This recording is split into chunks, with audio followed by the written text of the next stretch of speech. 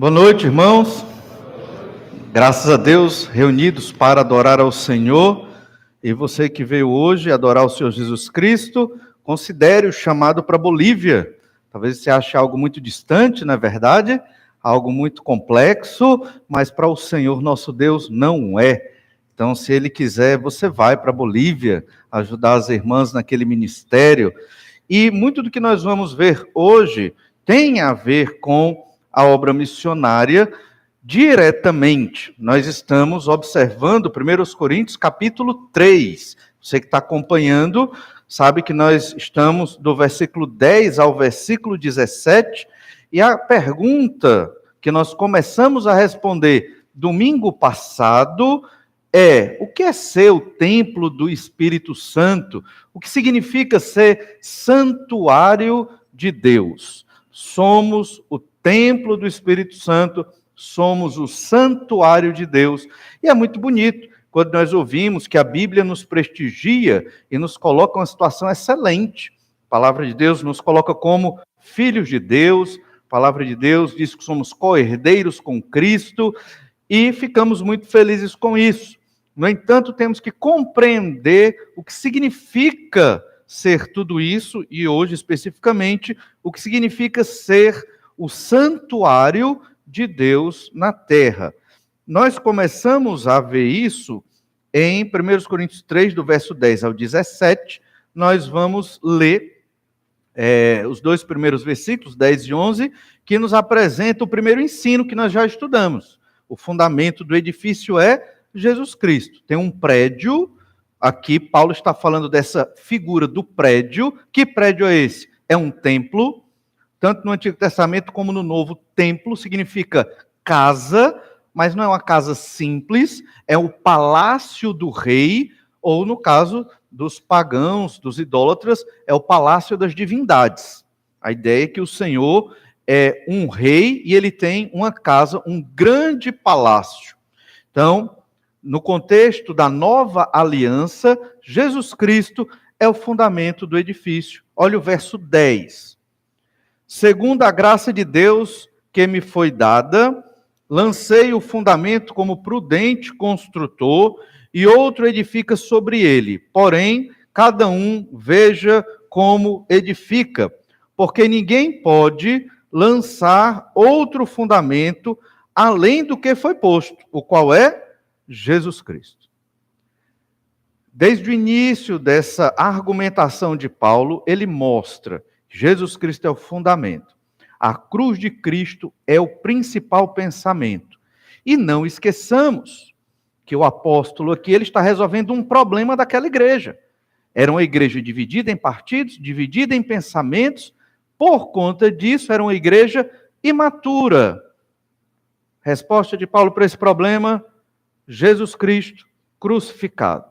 A cruz de Cristo, a sabedoria de Deus é Jesus Cristo crucificado. Só assim se resolve o problema de uma igreja com pensamentos diferentes daqueles que Jesus Cristo deixou. Então o foco é Jesus Cristo. E aqui ele volta novamente a falar sobre isso. O foco, os versos 1 a 9 do capítulo 3, Paulo diz: o foco não sou eu nem Apolo. Eu plantei, Apolo regou, mas Deus é quem dá o crescimento. Figura da lavoura, a igreja como uma lavoura, uma plantação. O importante é Deus. Agora, ele desenvolve a figura do prédio, que não é um edifício como o nosso aqui, mas é um templo, é a casa de Deus. Qual o fundamento? Jesus Cristo. O alicerce é Jesus Cristo. Se essa igreja tem como alicerce Jesus Cristo, ela é uma igreja. Se o alicerce desta igreja é o convívio social, a solução dos nossos problemas, o afago, aquela ideia humanista de estar ali, cuidando para que não venhamos a sofrer, então essa igreja não é uma igreja de Jesus Cristo. O fundamento é Jesus Cristo. Jesus pode querer que venhamos a sofrer por causa do nome de Deus. Jesus pode querer isso, para a glória de Deus, não é verdade? Então, temos que ter esse entendimento. O fundamento do prédio é Jesus. O segundo ensino, do verso 12 em diante, nós vimos que os elementos desse edifício são as nossas obras. Olha o que diz o verso 12. Contudo, se o que alguém edifica sobre o fundamento é ouro, prata, pedras preciosas, madeira, feno, palha, manifesta se tornará a obra de cada um, pois o dia a demonstrará, porque está sendo revelada pelo fogo, e qual seja a obra de cada um, o próprio fogo o provará. Se permanecer a obra de alguém, que sobre o fundamento edificou, esse receberá galardão. Se a obra de alguém se queimar, sofrerá ele dano, mas esse mesmo será salvo, todavia como que através do fogo. Os elementos do edifício são as nossas obras. Jesus é o fundamento do edifício, do prédio. As nossas obras, o que realizamos por meio do nosso corpo, é o que edifica a igreja, e Jesus usa estas obras. Nós mencionamos, que obras são essas? É você amar o seu inimigo, é você amar o seu irmão, é você amar a sua esposa, a esposa amar o marido, filhos obedecerem pais, pais dedicados a ensinar seus filhos no caminho do Senhor. São obras. Pregar o evangelho, plantar uma igreja, ter vida de oração, ler a sua Bíblia, conhecer a Bíblia e pregar a palavra do Senhor para fazer discípulos. São obras, e tem inúmeras obras que nós, crentes, filhos de Deus, devemos fazer para a construção desse edifício. E agora, o apóstolo, ele revela que edifício é esse. Olha o verso 16.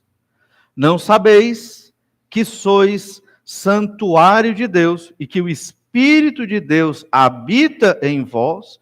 Que edifício é esse? Somos nós. Cada indivíduo é o edifício e toda a congregação é o edifício que se chama igreja. Esse edifício, agora ele chama de santuário. É o templo.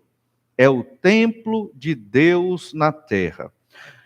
Paulo, ele fala isso de uma maneira muito direta e ele não explica muito. Ele depois vai repetir essa mesma ideia de ser santuário, cada crente, e a igreja ser santuário do Espírito Santo. Ele repete no capítulo 6.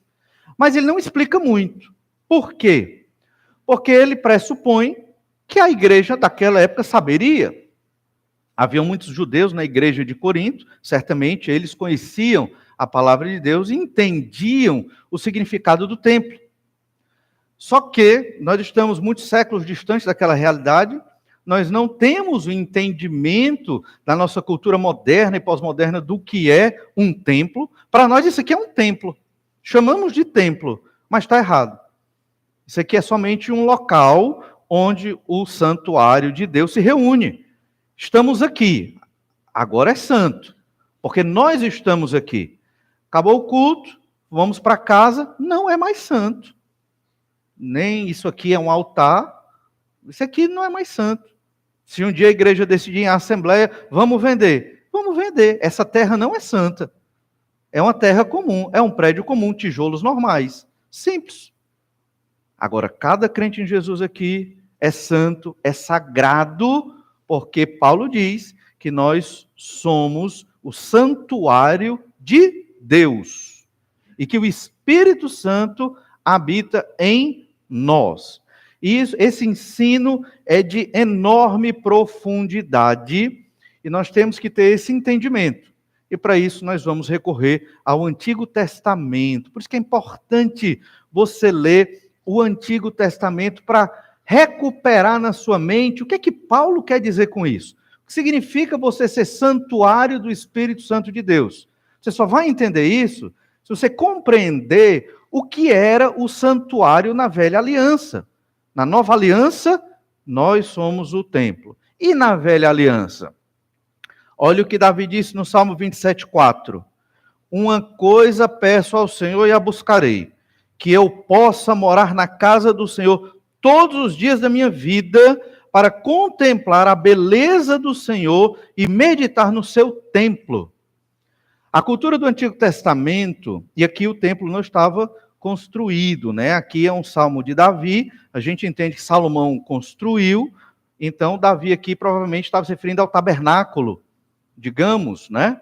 E a ideia aqui é que ele queria estar sempre diante da presença de Deus. No entendimento da velha aliança, Deus estava muito mais distante do povo do que no entendimento da nova aliança, do que a Bíblia revela da nova aliança. Na velha aliança, nós vamos perceber que estar perto de Deus era estar perto do templo ou do tabernáculo. Nós vamos entender que quando as pessoas do Antigo Testamento queriam falar com Deus, orar, elas iam para onde? Para o templo. Quando o templo fora destruído, elas oravam em direção ao templo, que estava lá em Jerusalém. Percebe? Está começando a entender para onde nós vamos olhar. Qual o templo que nós vamos para conversar com o Senhor? Para nós é muito cômodo. Você pode orar no ônibus, você pode orar num transporte, você pode orar no seu trabalho, no momento lá de intervalo, você pode conversar com Deus em qualquer lugar. Era assim no Antigo Testamento? Não. Não. Entende? Não era assim no Antigo Testamento. Havia uma barreira muito enorme entre o crente e Deus. Por que hoje nós podemos? Somos santuário de Deus, o Espírito de Deus habita em nós e não valorizamos isso. E muitas vezes deixamos de ter uma vida de oração. Porque o pecador, ele é assim, quando é fácil demais, ele não gosta. Ele gosta do sofrimento, ele gosta da dificuldade, né?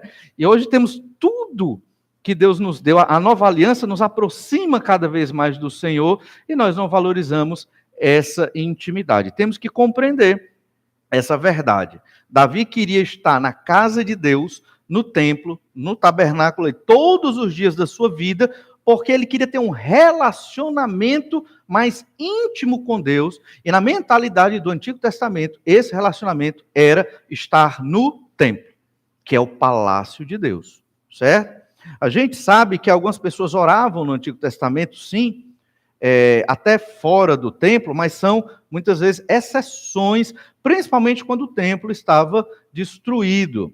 Mas veja um exemplo do templo na velha aliança, lá em 1 Samuel capítulo 1, verso 9, na história de Ana. Após terem comido e bebido em Siló, estando ali Eli, o sacerdote, assentado numa cadeira junto a um pilar do templo do Senhor, lembre-se, era o tabernáculo, porque o templo foi só lá em Salomão, isso aqui foi bem antes, mas era chamado de templo do Senhor. Levantou-se Ana e com amargura de alma orou ao Senhor e chorou abundantemente. Então ela foi orar lá no tabernáculo. Eles foram a uma festa para adorar a Deus, nas festas segundo a lei de Moisés, e ela foi ao tabernáculo para orar. Então essa era a cultura do Antigo Testamento. No Novo Testamento, você não precisa vir à igreja para orar. O culto de oração é uma forma de motivar os irmãos a terem uma vida de oração. E ter mais um culto, para também podermos estudar a palavra e orar como igreja, em grupos. Mas não quer dizer que sua oração somente será ouvida se você orar desse prédio. Você deve orar de qualquer lugar, a todos os instantes. Na verdade, você deve ter uma vida de oração, sempre conversando com o Senhor, o tempo todo. Então, esta é a ideia. Veja que Ana foi lá para orar, foi ao templo. Ainda em 1 Samuel 1, verso 12, olha o que diz o verso 12. Demorando-se ela no orar perante o Senhor, passou Eli a observar-lhe o movimento dos lábios, porquanto Ana só no coração falava, seus lábios se moviam, porém não se lhe ouvia voz nenhuma, por isso Eli a teve por embriagada. Então veja, a ideia aqui é que ela podia até orar em outro lugar, mas na velha aliança não. Ela tinha que ir lá no tabernáculo, buscar o Senhor e fazer suas orações. E ali, mesmo ela falando silenciosamente, só mexia os lábios, orando, pensando no Senhor, mas ela tinha que estar naquele local. Por quê? A habitação de Deus na terra. Hoje é a nova aliança, é completamente diferente. Não existe esse local físico. Não existe. Quer dizer, é onde os crentes estão. Se nós nos reunirmos debaixo de uma árvore, ali será o local de adoração, porque a habitação de Deus na terra, cada um de nós aqui, se reuniu ali para adorar ao Senhor. Percebe como Deus nos colocou numa posição excelente, essa é a mensagem. E lá em Daniel 6,10 tem o que eu mencionei. Olha o que diz Daniel 6,10. Daniel, pois, quando soube que a escritura estava assinada, o decreto, que é Daniel 6, quando ele ia para a Cova dos Leões, foi para a Cova dos Leões, e os sátrapas, os príncipes que estavam governando ali, fizeram um plano para destruir Daniel, que envolvia o quê? Minar seu momento de oração. Ele não podia orar por um mês, porque todo pedido tinha que ser feito ao rei Dario. E então Daniel, sabendo que a escritura estava assinada, entrou em sua casa e em cima no seu quarto, onde havia janelas abertas do lado de Jerusalém, 3 vezes por dia se punha de joelhos e orava e dava graças diante do seu Deus, como costumava fazer. Não é a cidade de Jerusalém que ele estava buscando, mas era o templo que estava em Jerusalém, nessa época tinha sido destruído. Mas como ele não tinha mais um templo, o templo fora destruído, ele olhava para onde estava o templo, porque lá fora, outrora, a habitação de Deus na terra. Entende? Então, era assim que pensava o povo do Antigo Testamento, da Velha Aliança. O templo era extremamente sagrado. E como surgiu? Nós sabemos que em Êxodo foi construído o tabernáculo, um templo móvel, que era desmontado, uma tecnologia revolucionária para aquela época, e Moisés, mesmo no ambiente inóspito e sem muitos recursos, ele conseguiu montar este tabernáculo, que foi útil até o período de Davi. Era ali que era o templo do Senhor. Só que Davi entendeu: eu tenho um palácio, eu sou um rei, Deus me deu tudo isso, o Senhor também tem que ter o palácio dele. Deus pôs isso no coração de Davi, porque era necessário um templo fixo lá em Jerusalém. Segundo Samuel 7, verso 1. Então, o rei Davi vai falar sobre essa história. Sucedeu que, habitando o rei Davi em sua própria casa, e aqui a casa dele era um palácio de um rei, não era uma casa comum, tendo-lhe o Senhor dado descanso de todos os seus inimigos em redor, disse o rei ao profeta Natã: olha, eu moro em casa de cedros, e a casa de Deus se acha numa tenda, fazendo referência ao tabernáculo. Deus merece mais. Olha a perspectiva da mente do crente do Antigo Testamento. Vamos dar o melhor para Deus. O que é mais importante para o Senhor no conceito da velha aliança. E aqui nós temos que ter muito cuidado, que às vezes nós podemos pensar que dar o melhor para Deus na nova aliança é fazer uma igreja com paredes de ouro. Não. Isso não é dar o melhor para Deus na nova aliança. Na nova aliança, a igreja não precisa nem de prédio, certo? Isso aqui é para facilitar a nossa vida. Na nova aliança, a igreja, ela foi instituída para adorar a Deus em qualquer lugar. Ela é extremamente mutável na sua forma. A igreja não precisa de prédio, a igreja não precisa de púlpito, a igreja não precisa de microfone, não precisa de ar-condicionado, a igreja precisa de crentes, homens e mulheres convertidos ao Senhor Jesus Cristo, pregando o evangelho, fazendo discípulos, enviando missionários, adorando a Deus. É isso que a igreja precisa. E a igreja pode fazer isso em qualquer lugar, a qualquer hora, dentro da sua disponibilidade. Não estou dizendo que um prédio não é importante. Ajuda muito, porque nós ficamos com essa facilidade. Um estacionamento ajuda muito, porque nos dá facilidade de congregar. Mas se um dia não tivermos mais isso, nossa fé não pode ser abalada, porque a nossa fé é em Cristo. Somos o santuário de Deus na terra. Entenda isso. E podemos reformar, melhorar as coisas, mas esse não é o foco. O foco é cumprir a vontade do Senhor, glorificar Deus na terra, enviando missionários, sustentando missionários, pregando o evangelho aqui na localidade, fazendo discípulos, vida de oração, leitura da Bíblia Sagrada todo dia. Essa é a vontade de Deus para todo crente, para todos os crentes. E é interessante que Davi, ele persevera na ideia de construir um templo. Olha o que diz o verso 4. Porém, naquela mesma noite, veio a palavra do Senhor a Natã, dizendo: vai e diz a meu servo Davi, assim diz o Senhor, edificar-me-ás tu casa para minha habitação, porque em casa nenhum habitei desde o dia que fiz subir os filhos de Israel do Egito até o dia de hoje, mas tenho andado em tenda, em tabernáculo. Então o Senhor estava no tabernáculo até aqui. Saul não pensou num negócio desse. Samuel não pensou num negócio desse antes de Saul, que era, digamos, o profeta que governava na época. Somente, nem Josué, né, no período da conquista da terra prometida, mas somente aqui Davi, que teve esse entendimento. Vamos fazer um templo para o Senhor. E Deus queria que realmente isso acontecesse. Nesse capítulo de 2 Samuel 7, é muito interessante porque vocês notaram que o capítulo começa Davi querendo construir uma casa para Deus, e Deus confirmando através do profeta Natã que ele deveria construir mesmo, essa é a vontade de Deus. E no meio dessa história surge uma nova aliança, não a nova aliança do Novo Testamento, mas outra aliança. A primeira aliança foi com Abraão, Isaac, Jacó, principalmente com Abraão. E aqui é a aliança com Davi. No momento que Davi diz que vai construir um templo para Deus, e Deus se agradou disso e quis que isso acontecesse, Deus fez uma aliança com Davi.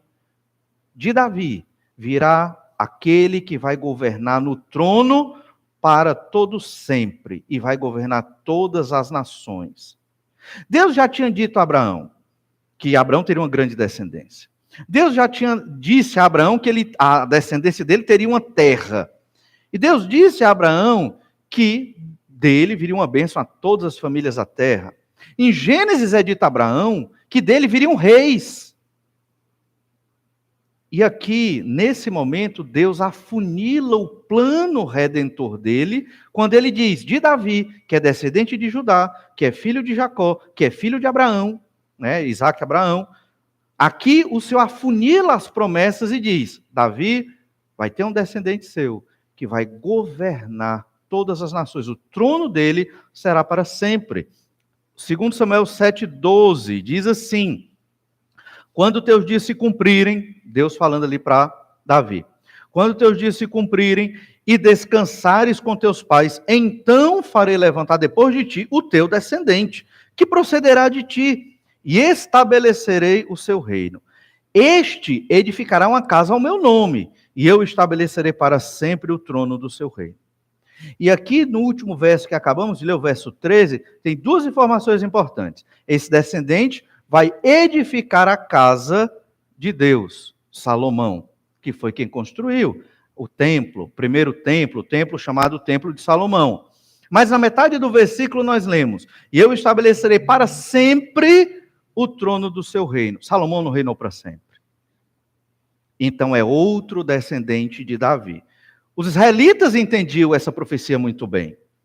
Viria um descendente que construiria o templo, mas viria um descendente de Davi também, que governaria para sempre.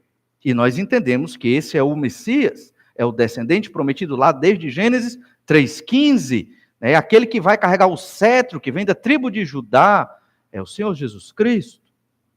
Verso 16, 2 Samuel 7,16. Porém, a tua casa e o teu reino serão firmados para sempre diante de ti. Teu trono será estabelecido para sempre. Então, a casa de Davi vai reinar para sempre. Em Jesus Cristo, ele é o rei que vai reinar por toda a eternidade e sobre todas as nações. Essa aliança firmada com Davi aqui foi dentro do contexto da construção do templo. Veja como isso é significativo e importante. E veja como o povo do Antigo Testamento entendia a relação entre o templo e o descendente de Davi. Tanto que, quando o Senhor Jesus Cristo é crucificado e morre na cruz, o véu do templo se rasga de ponta a ponta. O véu, a palavra véu para nós é uma coisa muito fina, mas as cortinas que separavam o Santíssimo Lugar do lugar santo, menos santo, digamos assim, eram várias camadas de cortina, de peles, de tecidos, Não era uma coisa fininha. Rasgou. O que é que ele quis dizer ali? Aquele templo não serve mais ao seu propósito. Há um novo templo. Percebe? Agora há uma maior intimidade com Deus na nova aliança que Jesus Cristo conquistou ao morrer na cruz, ao ressuscitar ao terceiro dia e subir aos céus. Depois vem o Espírito Santo de Deus, e esse Espírito Santo, ao descer na terra, como nós temos estudado no livro de Atos dos Apóstolos, ele inaugura a igreja, que não é um prédio, mas são os convertidos em nome do Senhor Jesus Cristo. Embora tenhamos o nome de batistas, isso não é o mais importante. Embora sejamos batistas regulares, isso não é o mais importante.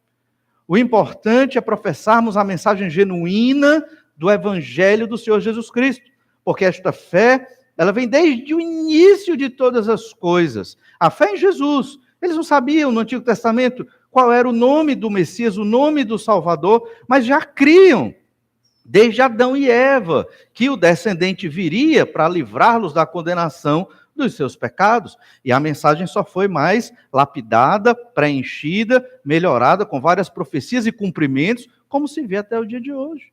Hoje nós temos a Bíblia no celular, você tem a Bíblia na internet, você pode ouvir a Bíblia dirigindo o seu carro ou no ônibus, você escuta os livros da Bíblia narrados com vozes belíssimos. Ou seja, não há desculpa para seguir o Senhor hoje, para aprender da sua palavra, para se quebrantar diante do Senhor Jesus Cristo. A nova aliança nos aproxima cada vez mais do Senhor, diferente da antiga, da velha aliança.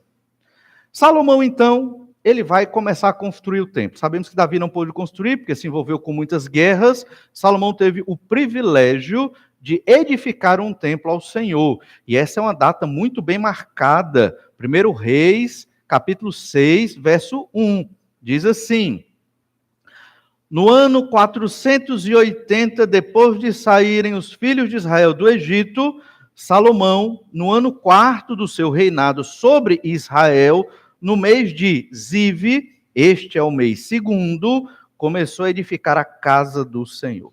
Então, arqueologicamente, uma data muito bem confirmada, né? Provavelmente os israelitas saíram em 1446 a.C., lá do Êxodo. Varia às vezes, 1445, 1446, e aqui nós temos 480 anos depois dessa saída, faz-se um cálculo, chega-se na data precisa aqui do início da construção do templo. Templo, aqui a palavra, como já mencionamos, é a casa, é o palácio de Deus. Mas isso não significa que Deus estava lá dentro. A gente sabe que o Senhor nosso Deus, ele é onisciente, Deus é espírito, Deus é invisível. Então, não significa que Deus estava ali materializado dentro do templo. Mas significa que a habitação de Deus na terra era para que o homem compreendesse aonde ele deveria olhar, se voltar para orar e para buscar o Senhor. Era naquela casa, naquele palácio, e aquilo se tornou sagrado com todos os utensílios ali dentro, que eram também sagrados ao Senhor. Mas é importante que até no Antigo Testamento, no ato da construção do templo, fora dito que Deus não está restrito àquele palácio. 1 Reis 8, verso 26, aqui Salomão ora, consagrando o prédio. Olha o que é que ele diz. Agora também, ó Deus de Israel, cumpra-se a tua palavra, que disseste a teu servo Davi, meu pai. Mas, de fato, habitaria Deus na terra? De fato, Deus habita na terra no sentido de estar entre os pecadores? E ele mesmo responde, Salomão, eis que os céus e até o céu dos céus não te podem conter, quanto menos esta casa que eu edifiquei. Então, nós temos que ter esta compreensão. Era uma casa, é um palácio para Deus, que é o rei, só que Deus necessariamente não vivia lá dentro, trancado naquele palácio, porque o Senhor, ele é infinito. Como é que você pega o infinito e bota dentro de uma casa? Entende? Deus está aqui presente enquanto adoramos ao Senhor? Sim, porque nós somos a habitação de Deus na terra. No entanto, não quer dizer que Deus está restrito somente aqui. O Senhor está presente em todas as igrejas que professam o nome do Senhor Jesus Cristo e que realmente ali tem convertidos, filhos de Deus, ali Deus está presente, e estas igrejas estão adorando ao Senhor. Quando você vem para a igreja, é esse entendimento que você tem que ter. A gente fala mnemonicamente, quando você vem para a igreja. Só que você é a igreja, né? Então você vem para o prédio onde a igreja se reúne. Como isso é complicado de ficar falando o tempo todo, de uma perspectiva mais figurada, nós chamamos o prédio de igreja. Mas tente desvincular isso da sua mente, porque a igreja é você, não é o CNPJ. É para o Estado, é para as questões legais. Mas a igreja é você. Se você comete um pecado, é a habitação de Deus que está sendo profanada. Entende? Se você se comporta de modo inconveniente, se você não representa Deus na terra como deve representar, então você está pecando contra o Senhor, porque você é a habitação de Deus na terra. Este é um significado muito importante do que Paulo está dizendo para nós ali. E Salomão entendia isso. Na oração, o povo de Israel também entendeu o que ele estava querendo dizer. Mas o interessante também, e que reforça o que falamos sobre a oração, é que em 1 Reis capítulo 8, a partir do verso 20 em diante, há várias passagens que nos mostram que um dos grandes objetivos do templo no Antigo Testamento era para que o povo fosse lá orar. O povo ia lá para orar ao Senhor. E Deus ia responder segundo a vontade dele. Olha 1 Reis 28, 1 Reis 8, verso 28. Eu vou aqui ler só as passagens mais importantes, porque o texto é grande. 1 Reis 8, 28. Atenta, pois, para a oração de teu servo e para a sua súplica, ó Senhor. Então, veja que ele começa essa parte mostrando que Deus deve atender e ouvir a oração dele e do povo também. Aí você pula para o verso 30. Ouve, pois, a súplica do teu servo e do teu povo de Israel quando orarem neste lugar. Ouve no céu, lugar da tua habitação, ouve e perdoa. Percebe? É como se aquele templo fosse um link, um elo entre Deus que estava na terra e o Deus que estava no céu. Obviamente mesmo Deus, mas a ideia de que Deus iria ouvir as orações no céu.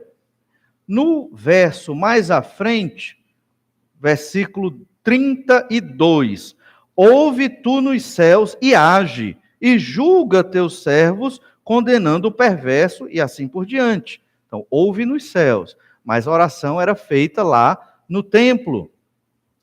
Olhe ainda no verso 33, quando o teu povo de Israel, por ter pecado contra ti, for ferido diante do inimigo, e se converter a ti, e confessar o teu nome, e orar, e suplicar-te nesta casa, ouve tu nos céus. A confissão de pecado não era em qualquer lugar. Era lá no templo. Você percebe? Hoje, nós confessamos o pecado onde nós estivermos. Mas na velha aliança, você confessava lá no templo os seus pecados e levava o cordeirinho para sacrificar pelo holocausto, o sacrifício pelos pecados que você havia cometido. Verso 38. Toda oração e súplica que qualquer homem ou todo o teu povo de Israel fizer, conhecendo cada um a chaga do seu coração e estendendo as mãos para o rumo desta casa, ouve tu nos céus, lugar da tua habitação, perdoa, age e dá a cada um segundo todos os seus caminhos. Esses versículos nos mostram a importância do templo no Antigo Testamento. Era o local onde eu ia orar para obter as respostas. Era onde eu confessava o meu pecado para obter o perdão. A gente às vezes não entende isso porque estamos na nova aliança e o Senhor nosso Deus, por sua graça e misericórdia, facilitou muito a nossa vida. Depois de Jesus Cristo ter encarnado, morrido na cruz e ressuscitado ao terceiro dia. Mas na velha aliança, você tinha que ir lá no templo para poder ofertar e orar. Mas de 2 Reis 25, verso 8, olha o que o Senhor nos diz. No 7º dia do 5º mês, do ano 19º de Nabucodonosor, rei da Babilônia, Nebuzaradã, chefe da guarda e servidor do rei da Babilônia, veio a Jerusalém e queimou a casa do Senhor e a casa do rei, como também todas as casas de Jerusalém, também entregou às chamas todos os edifícios importantes. Se Deus é soberano e o Todo-Poderoso, por que a casa, o templo de Deus, a habitação de Deus na terra foi destruída pelos babilônios? Por quê? Parece uma coisa meio sem lógica para nós, seres humanos. É um mau testemunho. Afinal de contas, o que é que as nações vão pensar do Deus de Israel? É um Deus fraco. Os deuses babilônios são mais fortes. Essa era a análise que os idólatras faziam nas guerras que eles travavam. Se um povo vencia outro povo com seu exército, o Deus do povo vencedor era mais forte. Deus de Israel aqui perdeu dos babilônios. A questão é que essa lógica não era a lógica de Deus, e é uma lógica completamente errada.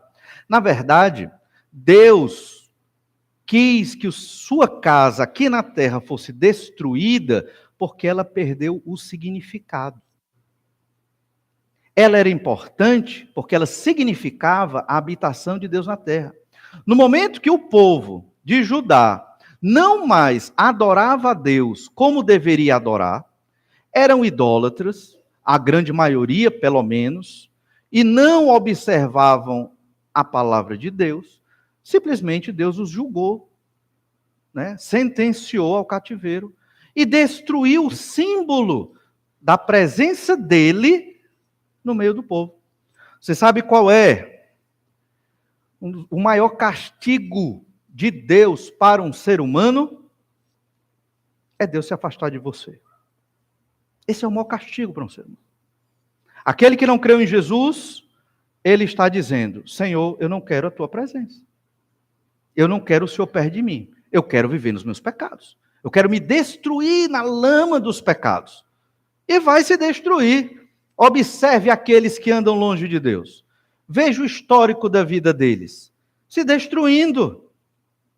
Olhe como Deus tem abençoado você que é crente em Jesus. Você pode não ser rico, talvez, ou não realizou tudo que você gostaria de realizar, mas olhe desde o dia que você creu em Jesus. Quantas bênçãos o Senhor tem realizado na sua vida, e a principal delas, a salvação em Cristo Jesus. A proteção que o Senhor tem nos dado. São bênçãos reais, porque o Senhor cuida de nós. A presença de Deus está em nós, os que cremos em Jesus. Mas Judá escolheu viver nos seus pecados. Por conta disso, o templo perdeu sentido. Foi o que Deus fez? Destruiu o templo. Posteriormente, quando voltaram do cativeiro, o Senhor providenciou um novo templo, até a chegada do tabernáculo de Deus na terra, Jesus Cristo. E depois de Jesus Cristo, que é o tabernáculo de Deus, a igreja se tornou o tabernáculo de Deus. Cada crente em Jesus se tornou habitação de Deus na terra, não sendo mais necessário um templo físico, um prédio, mas sim todos aqueles que creram no Senhor Jesus Cristo. Veja então que apesar de o templo do Senhor ser santo e ser a morada de Deus, o Senhor, ele valoriza mais o relacionamento da obediência do que o formalismo, certo? Do que as questões formais. Você imagine para Judá ali ver o templo destruído.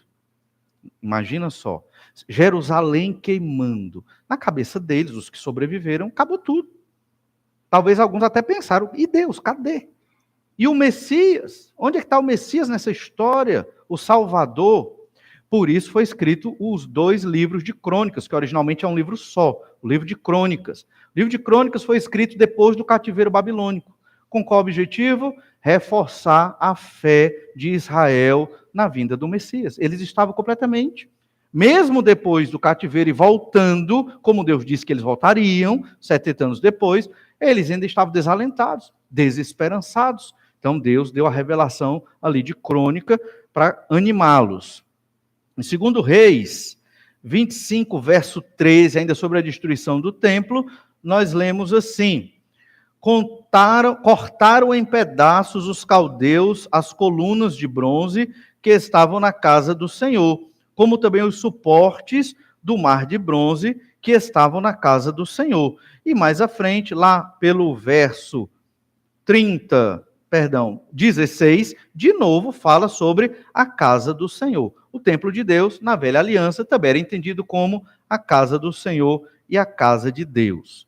Ainda em 2 Reis, capítulo 17, tem outra expressão que se repete muito, que mostra Deus afastando a sua presença do povo, por conta dos pecados do povo e da destruição do templo. A destruição do templo foi algo que marca a saída de Deus. Não que Deus deixou de estar presente, mas é que agora Deus está presente para amaldiçoar a nação por conta dos seus pecados. Mas não está mais presente no sentido de abençoar o povo através daquele prédio chamado templo.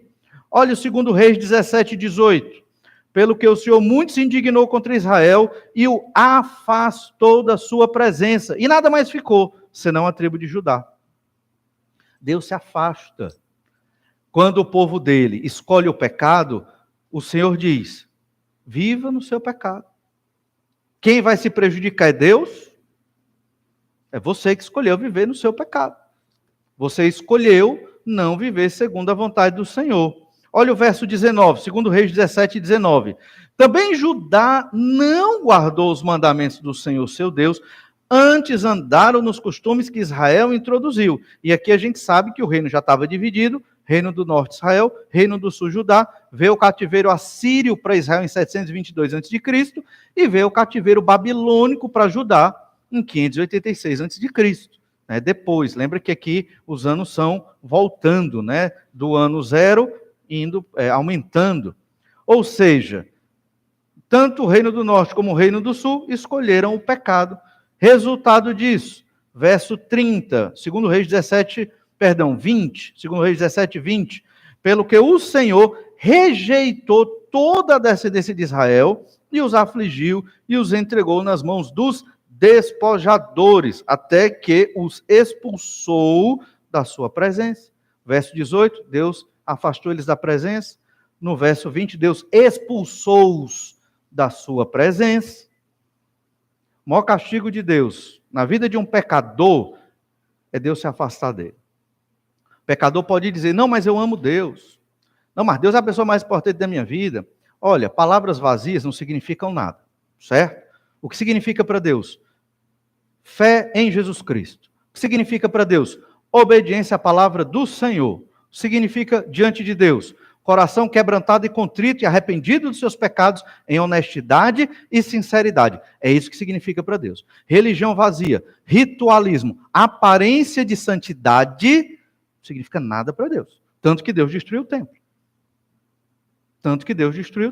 Porque acabou a religião de Israel ali. Israel não adorava a Deus. Você vem cantar uma música aqui, você se intitula evangélico. Se seu coração, na sua intimidade, na sua mente, no seu íntimo, está longe de Deus, você cantou uma música como qualquer outra música. Você veio para cá e não fez nada. Se você não tem um coração quebrantado e contrito, se você não creu no Senhor Jesus Cristo, se você não obedece à palavra de Deus, você não cultuou ao Senhor. Você participou de um ritual religioso, evangélico. E espera-se que o Senhor haja na sua vida e que você venha a crer no Senhor Jesus Cristo. Mas Deus continua, 2 Reis 17, 22. Assim andaram os filhos de Israel em todos os pecados que Jeroboão tinha cometido. Nunca se apartaram deles. Jeroboão aqui é o Jeroboão, filho de Nebate. Foi Jeroboão que fez a divisão do reino de Israel lá na época de Salomão. Salomão exilou Jeroboão. Mas por conta dos pecados de Salomão, das suas 1000 mulheres, da sua riqueza desenfreada, de todos os seus pecados, Deus mesmo quis dividir o reino para preservar Judá, de onde viria o Messias, o Senhor Jesus Cristo. E Deus mesmo manda de volta Jeroboão. E Jeroboão volta e domina as 10 tribos, Israel, o reino do norte. Problema: Jeroboão se tornou um idólatra. Fez um bezerro de ouro em Dan, outro em Betel, um no norte, outro no sul, da região de Israel. E a partir dali todo o povo se tornou idólatra. Duraram anos essa idolatria. Deus mandou inúmeros profetas, pregadores, fazendo muitos milagres, mas não houve arrependimento do povo. Verso 23, até que o Senhor afastou Israel da sua presença, de novo. E lá em 2 Reis 24, do verso 1 ao 3, só lendo o verso 3.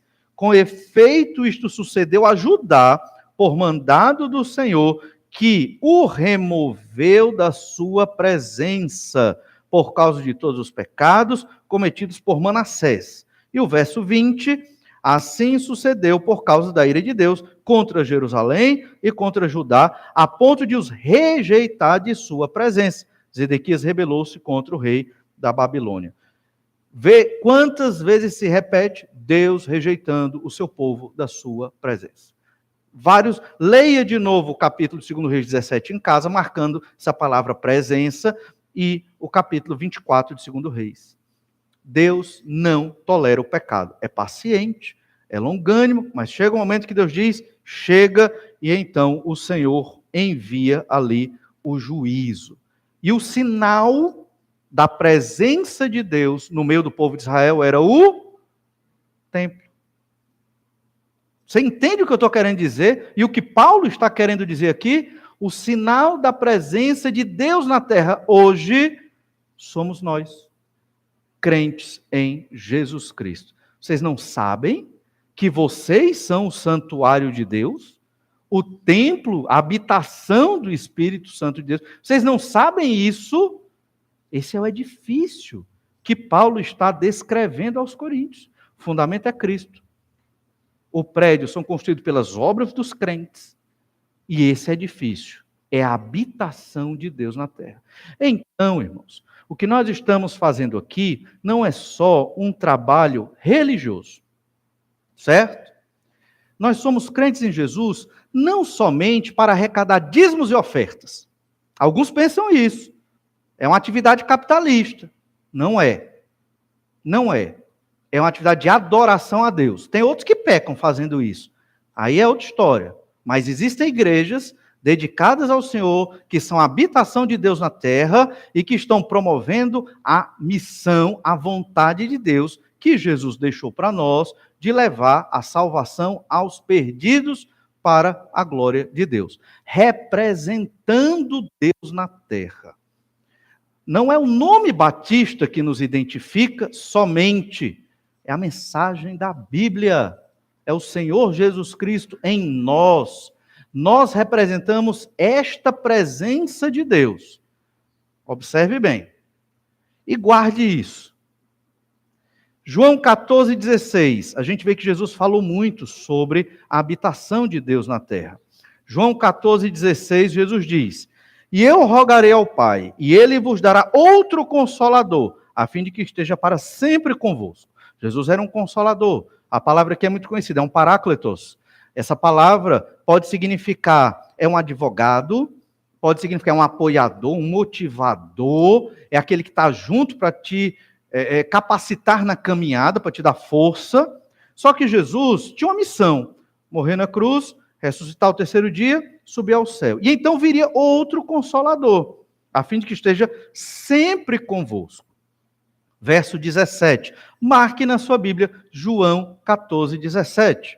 Diz assim: o Espírito da verdade que o mundo não pode receber. Quem não é crente não tem o Espírito Santo. Quem não é crente não é a habitação do Espírito Santo.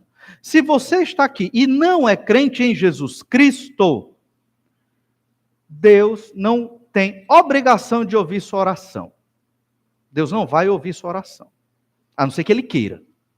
Ele não vai ouvir sua oração. Sabe o que você faz? Você que não é crente, peça um crente para orar por você. Porque o crente, Deus escuta. Porque ele é a habitação de Deus na terra. Eu não estou falando do membro da igreja. Estou falando do crente em Jesus. Há uma diferença nisso. Crente no Senhor Jesus Cristo. Deus escuta a oração através do Senhor Jesus Cristo, que é o mediador que intercede por nós.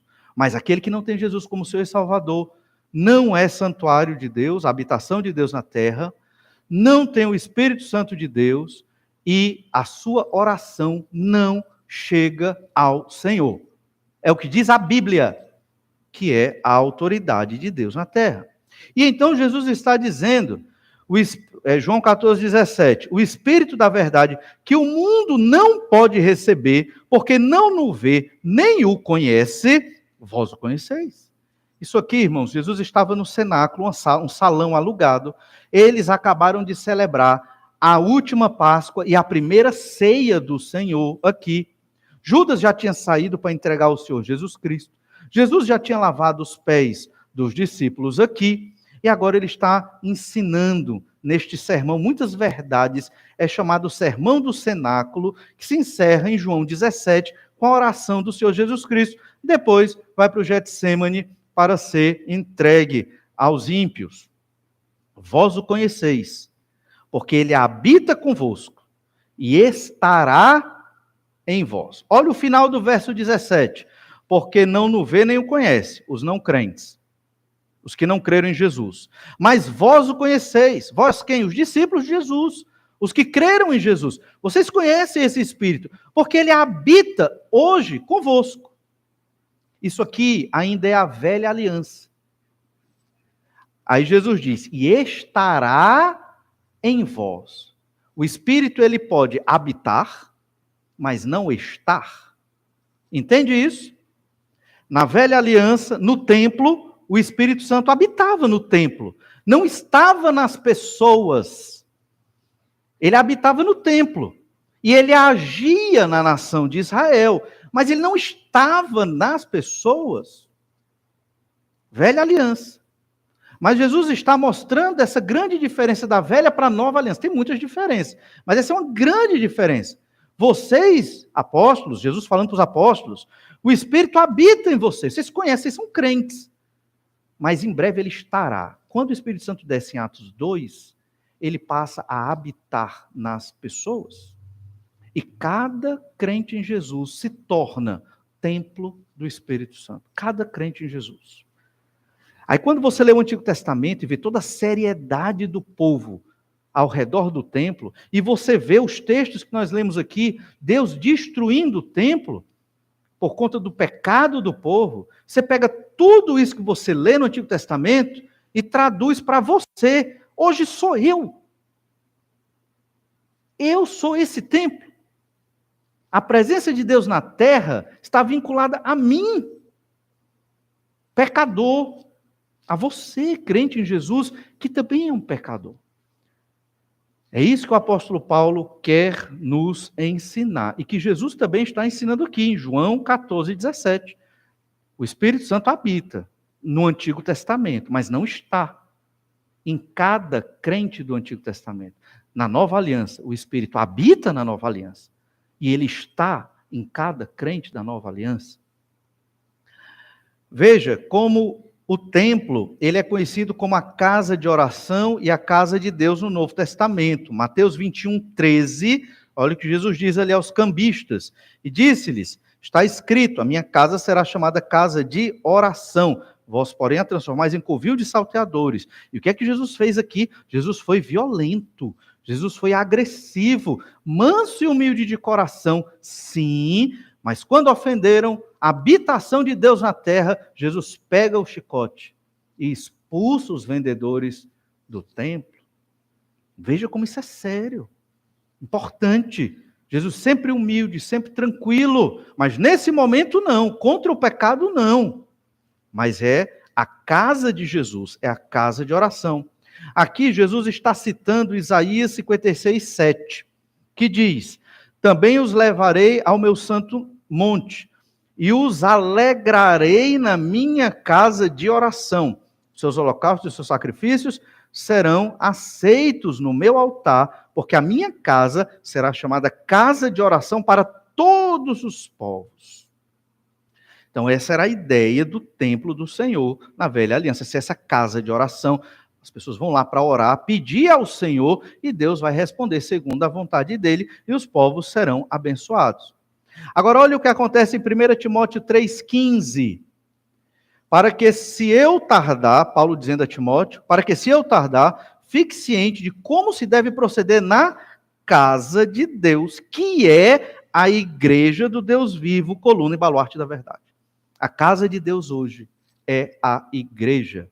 Cada indivíduo é a casa de Deus, é o santuário de Deus. Toda a igreja reunida é a casa de Deus, é o santuário de Deus. No dia que você quiser falar mal da igreja, lembre-se disso. Você está falando mal da casa de Deus, não do prédio. Todos somos pecadores aqui. Certamente eu falhei com muitos de vocês. E talvez alguns falharam comigo. Não importa. O que é que nós somos? A casa de Deus na terra. Deus habita nesta terra por nossa causa. E saiba disso, Deus não destruiu esse planeta por causa da sua igreja. Não só esta, claro, mas todos os convertidos no nome de Jesus Cristo. Entendem isso? É isso que Paulo quer dizer para aqueles irmãos de Corinto, que são imaturos, que estão brigando, que não têm o mesmo pensamento em Jesus Cristo. Paulo está dizendo, vocês são a casa de Deus. Vocês são importantes porque a partir de vocês, Deus é visto, Deus é reconhecido, o evangelho é pregado. Essa é a missão da igreja de Jesus Cristo. Você entende a sua missão agora? Você compreende a sua importância nesse mundo? Não é só trabalhar, guardar dinheiro, gastar dinheiro, viajar, comer, assistir filme ou qualquer outra coisa, ou ter a sua carreira profissional. Isso é secundário, terciário, quaternário. A sua missão é ser esta habitação de Deus na terra, para que a luz de Jesus Cristo brilhe através de você. Vamos errar? Com certeza, que somos pecadores. Eu não estou justificando o nosso pecado, estou explicando, mas não devemos desistir. As pessoas vão conhecer Jesus através de nós, através de você. Por isso você tem que buscar o Senhor para ser o mais santo possível, para que as pessoas encontrem o Deus verdadeiro, o Pai do Senhor Jesus Cristo, que se revela na Bíblia Sagrada. E Deus vai lhe usar, para que você seja uma bênção na vida daqueles que estão perdidos. Hoje, a igreja é esta casa de Deus. 1 Coríntios 3,16, que é o nosso versículo de hoje. Não sabeis que sois de Deus e que o Espírito, que sois santuário de Deus e que o Espírito de Deus habita em vós? Eles sabiam. Mas Paulo está querendo relembrá-los. Assim como Deus habitava no templo da velha aliança, Deus habita hoje em nós. A igreja é o local de oração. Óbvio que não só esse prédio, mas se alguém pedir para você orar, leve isso muito em conta. Ore. Por quê? Porque Deus vai ouvir a sua oração. Você que é crente em Jesus. Porque Deus habita em você. De uma forma ou de outra, que eu não sei explicar, mas Deus habita em você. O Espírito de Deus habita em você.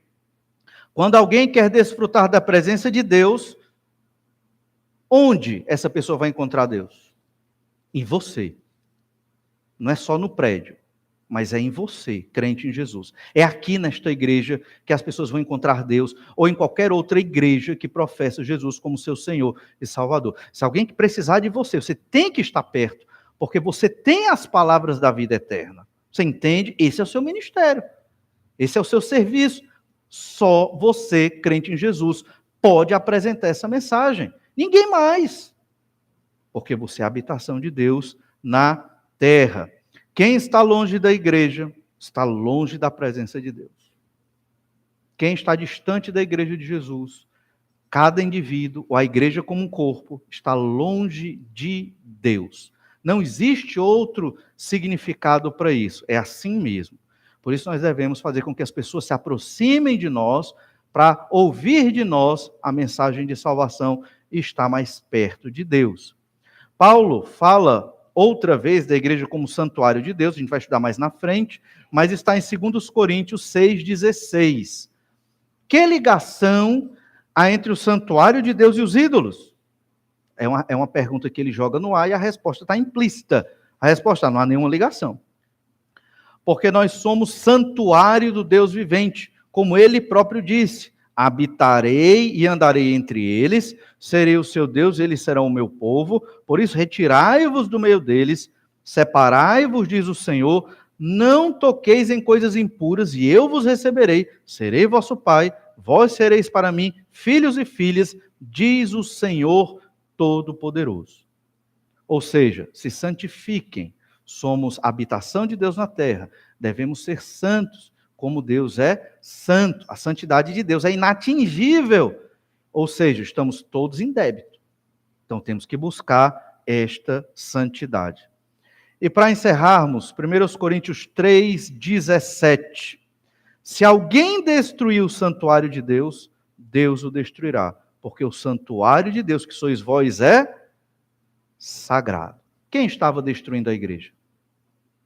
Aqueles que diziam, sou de Paulo, sou de Apolo, sou de Cefas, sou de Cristo. Aqueles partidos estavam destruindo a igreja de Corinto. Se alguém destruir a igreja de Deus, Deus vai destruí-lo, como destruiu o templo no Antigo Testamento. Veja como a igreja de Deus é sagrada. Veja como você é sagrado. Por isso, somos o templo do Espírito Santo. E esse foi o argumento de Paulo para a igreja se unir. Porque se a igreja continuasse em conflito, Deus iria destruir aqueles que estavam destruindo a casa de Deus. Você que é casa de Deus, igreja do Senhor Jesus Cristo, compreenda a importância e o significado do seu ministério nesta terra, arrependa-se do seu pecado e viva para a glória do Senhor. Vamos orar? Pedir que o Senhor nos abençoe. Obrigado, Senhor, porque o Senhor é maravilhoso, um Deus todo-poderoso que nos colocou numa posição tão excelente. Obrigado, Senhor Deus, porque temos esta intimidade contigo, de poder falar contigo, mesmo sendo nós pecadores. Na velha aliança não era assim. O Senhor nos deu esse privilégio através do Senhor Jesus Cristo, que morreu na cruz pelos nossos pecados. Senhor Deus, ajuda-nos a compreender e a honrar os nossos corpos e a nossa missão na terra, como habitação do Senhor, representantes do Senhor nesse mundo perdido. Jamais nos ensoberbeçamos por isso. Pelo contrário, tenhamos um coração quebrantado e contrito e pronto para servir. É o que eu te peço em nome de Jesus. Amém. Aproveite esse tempo de oração silenciosa, converse um pouco mais com o Senhor, que Deus lhe abençoe e até breve.